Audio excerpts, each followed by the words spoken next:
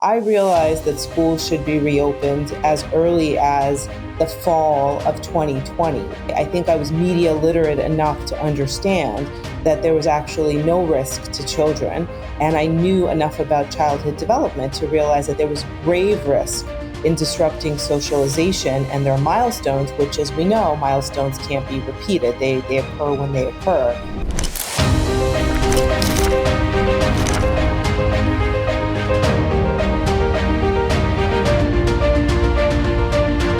Welcome to The Contrarian. I'm David Bernstein. In a world filled with noise, I'm here to provide the signal.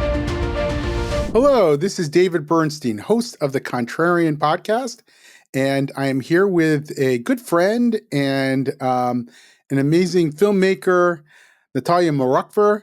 Natalya is an activist.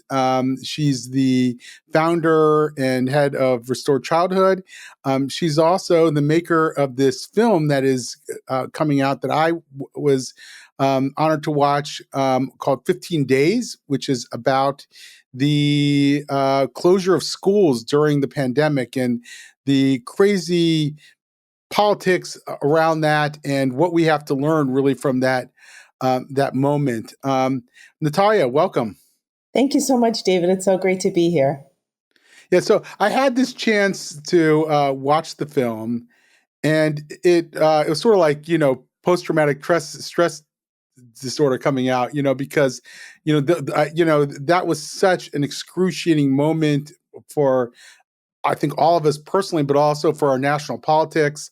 I didn't have at that time kids in like lower grades. I think, there were seniors and juniors in high school, so that obviously affected them as well. But I think particularly for parents with younger kids, they were really in a bind. I'm sort of reflecting on my own trajectory here during the pandemic and my own attitudes. In the very beginning of COVID-19, I was a hawk. I thought, look, we really don't know what this is going to do. So let's be careful, and let's liberalize as we go along. Okay, and that was my attitude. First, start out with really strict measures, then relax those measures as we learn more and more, so that we don't make any mistakes along the way, or we mitigate the damage of those mistakes.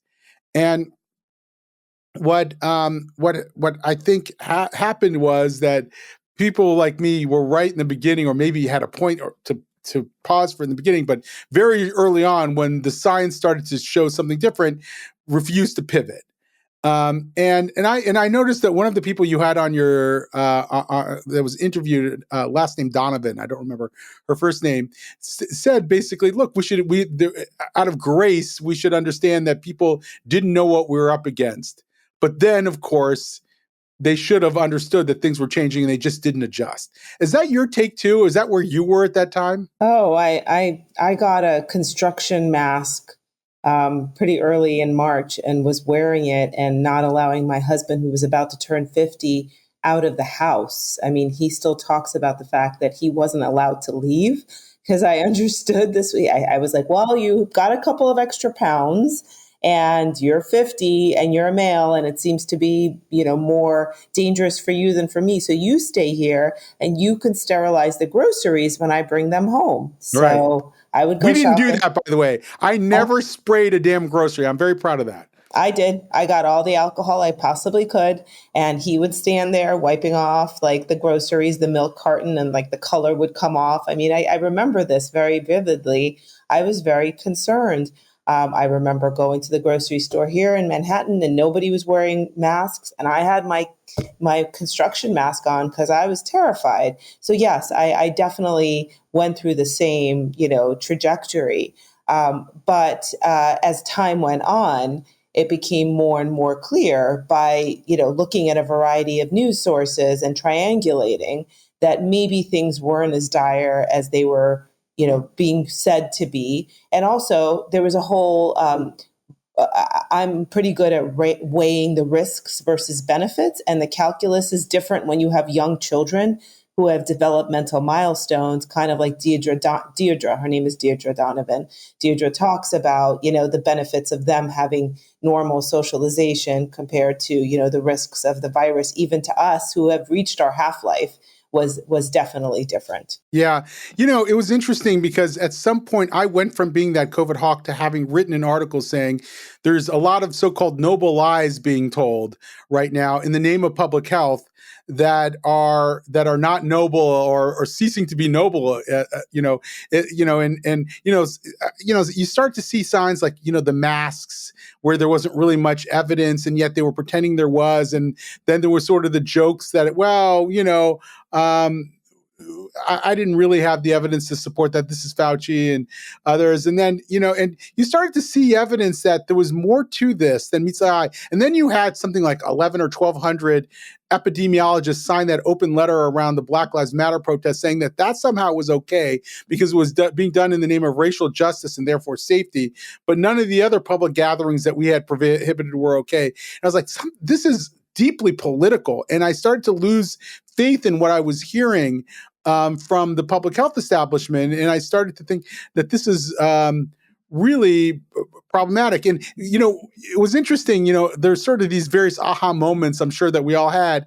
One of mine was hearing an emergency room doctor who's also an epidemiologist talk about how he had never seen a flu death in his entire career as an emergency doc. And he started to look into how those numbers were being kept. And there was this strange algorithm that quadrupled the actual number of flu deaths per year in order to sort of keep the public's attention to getting flu shots.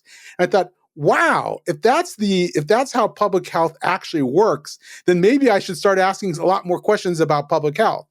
And so anyway, what changed your mind? Like, was there a moment that you started to see this is just out of whack? I'm ashamed to say that BLM actually did not do anything to awaken me. I was still very much on the COVID train. That didn't mean that I didn't want schools to be reopened.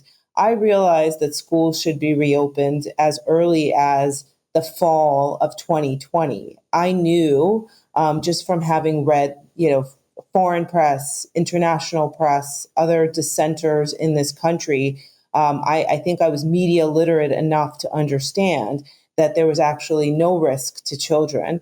And I knew enough about childhood development to realize that there was grave risk in disrupting socialization and their milestones, which, as we know, milestones can't be repeated. They occur when they occur. But during BLM, I bought into the entire narrative. I figured, well, in the film, Maud Maron talks about the hypocrisy of allowing, people to gather outside and yet not allowing 28 kids to gather in a classroom. That didn't really occur. That's not how it rang to me. I figured, well, these people are all outside. Outside, we have almost no risk anyway. Indoors, I understand the hesitation. So the BLM, riots thing, that didn't wake me up. They were prohibiting outdoor stuff at that time too. Well, and that's what really got to me. In some places, it wasn't equal. It really was very regionally dispersed. I mean, in LA, they closed the beaches. In, Georgia, they had different, it really varied from state to state and even more from city and township to township. And it really often relied on whether it was blue or red. And that was very difficult to decipher, especially as a New York City progressive Democrat, which I always was. I went to NYU. I worked at the NYU Film School. I was very involved in the arts community. I was very, very progressive. And so it was difficult to kind of awaken to the fact that, the city council members don't want to hear from me. They don't care about the kids. We're having these rallies and these protests, and the only one who's showing up to them was Eric Adams, actually. Eric Adams, who was the borough president at the time, did answer our calls. He did show up at all of those rallies. He did call for sports to be resumed because he understood what a difficult thing it would be for inner city kids if there was no sports and they could never be scouted for scholarships. And he was right. And so, it was a different type of experience for me. One of the things that really woke me up is when President Biden, who I voted for in the 2020 election, promised to reopen all schools within 100 days. And I thought, okay, we're going to get Biden in, everything's going to be normal. And then when he came into office, Jen Psaki, who was his secretary, his press secretary, said, well, we didn't actually mean all schools within 100 days. We meant most schools 1 day a week within 100 days. And that was like, wow, what a deception. Yeah, it was so interesting, the politics around school closing. And again, in the beginning, I bought the logic that kids are silent carriers of COVID-19 and then can infect their grandparents when they see them. And that was a very big public health risk. But as time went on and we started to see school openings in Sweden and other places, which you detail in your film, it started to ring hollow. And I was like, is that really what's happening? Are people who are silent carriers really infecting others? And the evidence didn't seem to point in that direction, yet we were still basing public policy. And I started to think, well, maybe there's more to it. And I started looking more into it. And then you start to see the effects of teachers' unions on this. What were the politics behind the scenes that were keeping schools closed? Like, why did Jen Psaki make that announcement? Somebody was clearly lobbying the White House. Who was lobbying the White House and for what purpose? Well, surely it wasn't just one entity that was lobbying the White House. I mean, I think that if anything, I hope that people leave the film understanding that there's a whole web of connections. And the teachers' unions are a great part of it. Maybe they're the nucleus, I don't know, but they're not the only ones.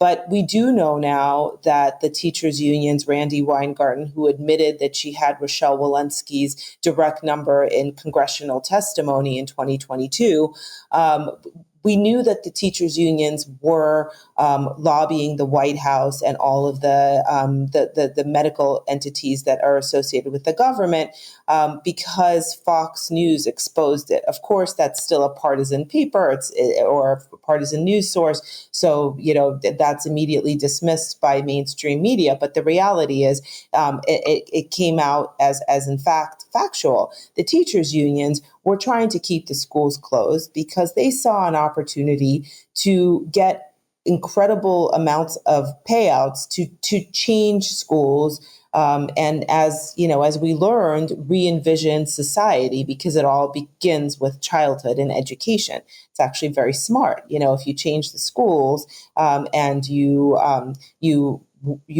capture the children when they're young, you have, a world of opportunities. And I think that the teachers' unions really tried to do that. Of course, But to do what? To what end? What were they trying to change society to? I mean, I feel like when we start talking about this kind of stuff, it starts sounding really conspiracy theorists. But I mean, it is kind of a socialist version of society. And in the film, we uncovered lots of different examples of when Randi Weingarten talks about, schools being basically places where kids are taught about justice. And justice has a very specific definition, right? It's not, we heard UTLA head Cecily Mayart Cruz talk about what kids were missing when schools were closed. And I remember she famously said, she goes, it's okay that our babies aren't learning the timetables. They know the difference between a riot and a coup. What? But wouldn't, if that's your agenda, wouldn't you want to have access to kids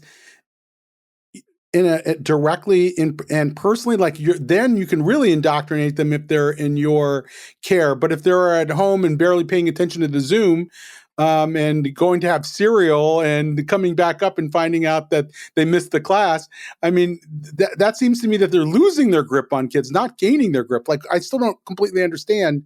Well, that's a great question. That's a good point. But remember, the schools did reopen, and they were very different when they reopened. First of all, the teachers' unions were able to get their hands on $189.5 billion in ESSER relief funds.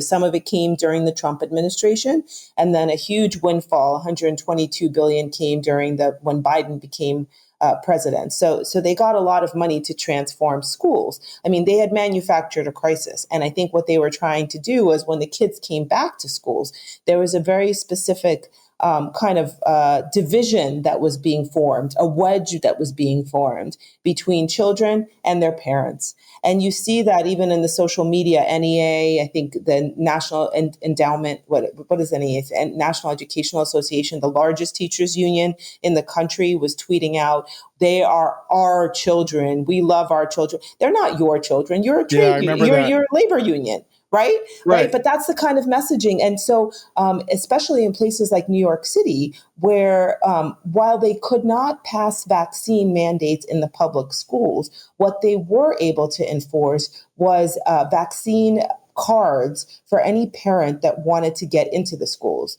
So basically they brought the children back in when the schools reopened, but they kept the parents out. Previously, parents were involved in every aspect of school, the PTA, events, like coming into classrooms and celebrating holidays and birthdays. We found a very different school when we came back to our public school post-COVID. And to a certain extent, 5 years later, it still hasn't recovered. So I do think that transformation, Bill Gates talks about reimagining education. Education was reimagined. Everybody I talk to in elementary school now says, oh, my kid is learning off a Chromebook or an Apple.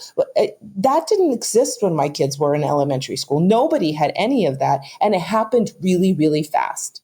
Yeah. So in the beginning of that, I was thinking to myself, maybe this is an opportunity to use technologies in schools, into maybe Zoom has this, and we'll learn in this short period of time, maybe not 15 days, but certainly not 15 months, maybe in a couple months of this, we'll learn how to use technology and it will push forward. Now, I obviously didn't want to see some kind of social engineering program that NEA and other activists were trying to orchestrate with kids. And I agree, by the way, that there are hardcore activists within these teachers unions that are very well placed. And even if they don't represent even close to a majority of the teachers union members, they still have enormous power to set the agenda, and they can push through their agenda, even if other people don't want to. But I'm just one thing that I want to go back to on this. It seems to me, though, that maybe the politics weren't so much of reopening, were based on older teachers who thought they were going to get sick, and that those people were putting a lot of pressure on the unions to do their bidding. That you didn't see that, or it was because it still doesn't make sense to me why they would want to keep schools closed if it's an indoctrination effort. Well, first of all, it was the kids. Well, first of all, they wanted to keep schools closed primarily because they wanted the relief package, right? $189.5 billion, I think, was triple what they normally got in a regular year. So the money, for one thing, the money came in stages, and school reopening came in stages. So the money, I think, is the primary factor. But so what you're saying, what was behind this was a whole lot of money that teachers unions wanted to get access on, and they would only get access if they kept the schools closed. So they created this perverse incentive structure to keep kids out of school. So it sounds so you have, and then once they were back, of course, they viewed it as this chance to reset school, the very purpose of schools, and they were going to use schools to sort of indoctrinate kids in a social justice program. Is that right? Yeah. It was a very precipitous change. The elementary school that my kids left and the one they came back to are very different. We've also seen a push for community schools where you have one-stop shopping, essentially, right? Like the school and the medical clinic are all in one, because they're trying to convince parents that it's a waste of time. You don't have time to take your kid to the doctor. Just leave them to us. We'll take care of everything. This is like a government school, like an institution. So yes, I think. But can you argue that some of that is due to the fact that we have failures in parts of society that are not, that where kids aren't getting adequate medical care or whatever? But. Sure. Yeah. But I don't think that's what, yes, I think that's true, but I don't think that's why the teachers unions are pushing for for it. I don't think if you watch the film, at the beginning, you hear them talking about Randy Weingarten specifically. She sees this as an opportunity to re-engineer society. She's not talking about fear of the virus. She's talking about seizing an opportunity, never let a good crisis go to waste. And certainly we know that they were colluding with other progressive extreme left organizations, whether they were, social justice organizations or climate justice. It's all the same thing. And Randy Weingarten very readily admits to that. So yeah. One of the things in the film that you got the sense of was how the politics were changed and were almost unique in the United States. I think it was the 1913 pandemic. Is it 13 or 18? 17, 18, the Spanish flu. 18. Yeah, the Spanish flu. So, yeah. And at that point, it was progressive areas that were pushing back. And if you look at the politics of other countries, including, by the way, Israel, it was sort of the more right-wing forces that were trying to maximize COVID policy, and it was left-wing or more liberal forces that were pushing back against those restrictive policies. And in the United States, the politics fell exactly in the opposite direction. It's kind of curious of how that happened and why that happened. And maybe it's because people saw an opportunity to exploit, never let a good pandemic go to waste kind of thing, that they were taking advantage of. Maybe it had to do with there's something about the American conservative creed, like don't tread on me, don't tell me what I can do and can't do. That's unique to American conservative politics. That because and the restrictive policies really violated that sense of freedom that you see in particularly in red states and the like. I don't know. I'm just trying to make sense of it all. Like why our politics were so uniquely skewed in the direction of progressives wanting maximum enforcement in COVID. Well, I think Trump, we talk about this in the film a little bit. Like I think Trump comes first before COVID. Like the progressives are, like in shock about Trump's election, and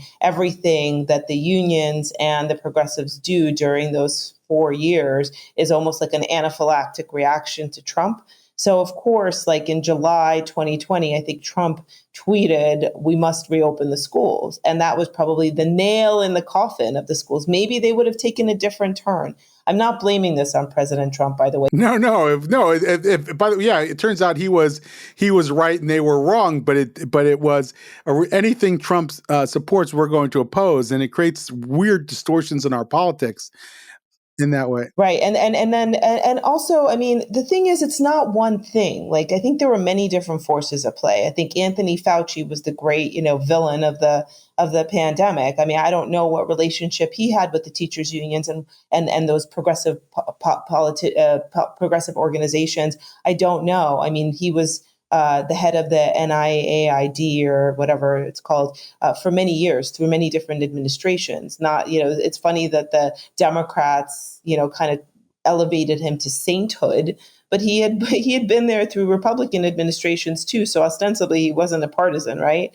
And Trump was listening to him when he decided to close the schools and really seemed to, take his advice seriously. But we now know that gain of function research was being conducted illicitly in China under Fauci's auspices. So there were so many factors at play. It's certainly not just the teachers unions. I think they saw an opportunity and they seized it, but by no means are they the only architects of what happened. Right? They just happen to bear responsibility for what happened to our children. Yeah. So why did you decide to make a film on this? Steven Spielberg's Shoah, documentaries. I remember reading an interview with him where he talked about how he was really very focused on preserving as many of the Holocaust survivors' stories as possible before they passed away, because it was just this finite period of time. And then once that opportunity was gone, it was gone. And I personally do best with film. I love to read. I love to do social media and all sorts of things. But film is really my medium. I love film. I've always been a huge film buff.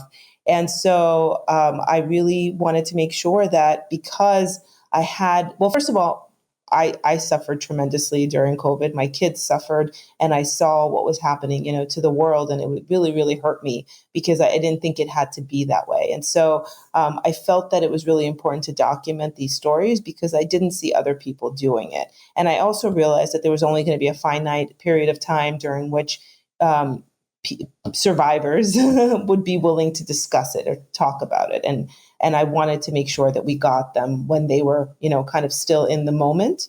So many of these interviews were conducted just as, schools had reopened. There were still mask mandates were ending. We filmed for just about, 2 to 3 years. We started the film in 2022. I also had really great access to the people I interviewed. Almost everyone I interviewed, I had a relationship with because I was one of the open schools parents in New York City. I helped organize Keep NYC Schools Open back in November 2020. So I had a front row seat to all of this. And I used to do, a lot of media appearances. I talked about, I wrote op-eds for the New York Post. And I developed relationships with many of the doctors and the parents and the lawyers and the journalists. So I figured, who's going to have better access than me? Let's do it. Yeah. One of the things, it seems to me that, there's obvious lessons from the pandemic and you're helping inculcate those lessons into society. But let me ask you a question. Has it ever occurred to you that maybe in the future there'll be another pandemic, but this one will be much more serious? It will hit children. It will be the kind of thing that you would want to close schools for a long time. And yet, because our public health system so botched this in our public and lost societal trust through their policies, that we will now say, well, we learned last time that you guys overplayed your hand. We're not going to trust you.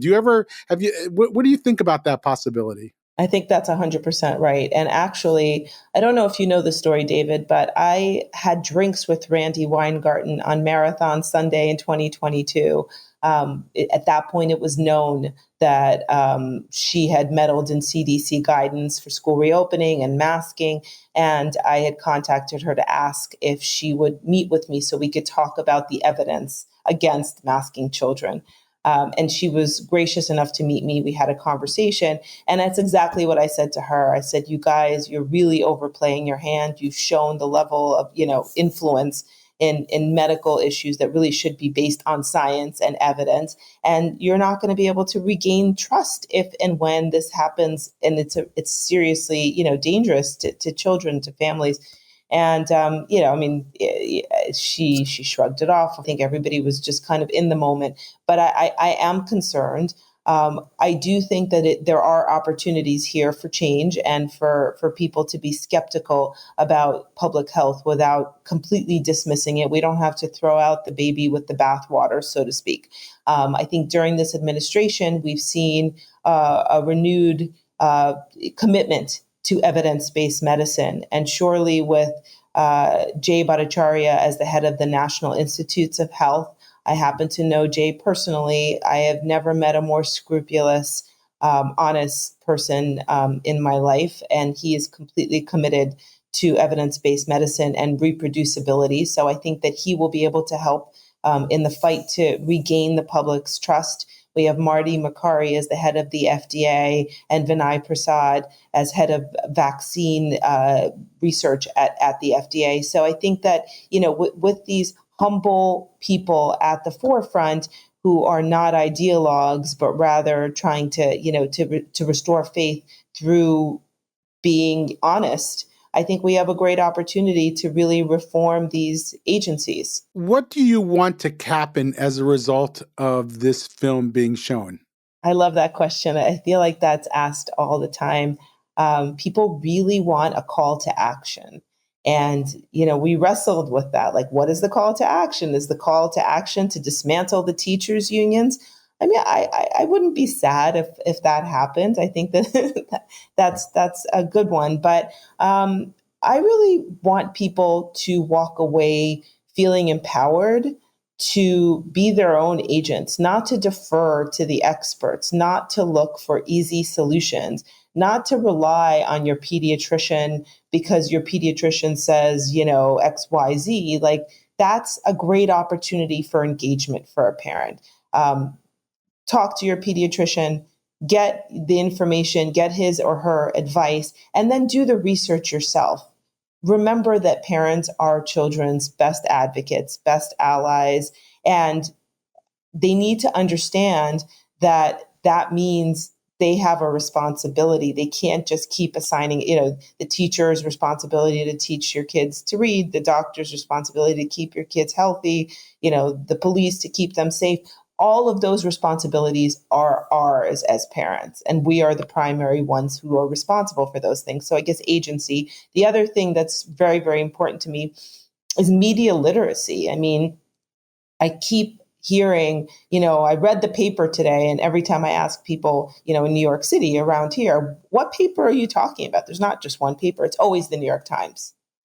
We can't elevate these publications to like godlike, entities. And I think that's what's happened, right? We have these icons. We assume that they have, they're telling the truth. They have the public interest at heart. But the reality is they all should be scrutinized. No one should be held above, anyone else. And we need to make our own decisions and really become more educated about the media landscape, because I think we're really failing there. So, yeah, I think that's a good answer. So restore some, allow for diverse media sources and help people, give them the critical thinking skills necessary to be able to dissect what's out there. And I agree about weaken the teachers' unions at the very least. I don't know that you can, or spark a counter movement within teachers' unions or something that's going to restore them to their proper place within education. I think there's a role for unions. It's just not to turn our schools into ideological indoctrination centers. And yes, I'm sure they do some things that are very important. I'm sure that there are important gains that teachers have gotten from collective bargaining and the like, but boy, are they out of whack today. So tell us how people can view this film. Well, they can go to 15daysfilm.com, and we're going to post an update very shortly about exactly when it will premiere. We are weighing a few different options, but you can certainly sign up for the mailing list or to host a screening on that website, 15daysfilm.com. And we'll be in touch very shortly. It's a brave new world of film distribution, and we have very happy problems of trying to figure out what the best way is to get this to as many people as possible, because I think every parent in America needs to see it. Well, Natalya, thank you so much for making the film. Thank you for being an advocate for, rational policy. And I wish you well, and I look forward to seeing the impact over time. Thank you so much for having me.